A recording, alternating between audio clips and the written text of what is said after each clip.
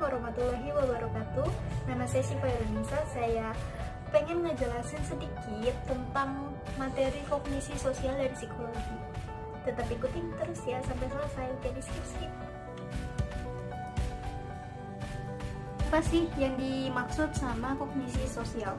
Nah, kognisi sosial ini adalah cara individu untuk menganalisis, terus mengingat, dan menggunakan informasi yang didapat dari media sosial. Next. Nah, kita berkenalan sama tokoh dari Albert Bandura. Lahir di Bundaran, Kanada pada 4 Desember 1925. Dia adalah seorang psikologi. Dia menerima gelar sarjana muda di bidang psikologi di University of British Columbia pada tahun 1949.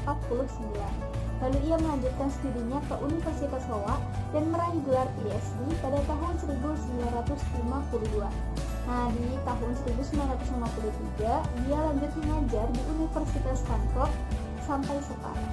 Nah, dari kognitif sosial yang dikembangkan oleh Albert Bandura didasari atas proposisi bahwa proses sosial maupun proses kognitif adalah sentral atau pusat bagi pemahaman mengenai motivasi, emosi, dan tindakan manusia.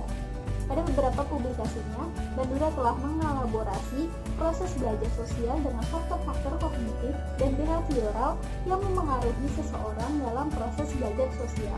Teori ini berperan dalam mempelajari efek dari isi media massa pada halayak individu.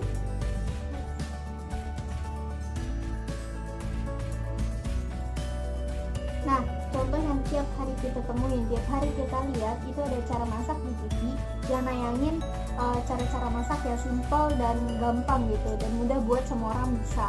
Nah, jadi bisa memengaruhi dari acara tersebut itu bisa memengaruhi orang yang awalnya nggak suka masak, yang awalnya orang males masak, terus setelah nonton itu tuh jadi kayak kayaknya seneng nih, kayaknya seru nih bikin kayak gini gitu.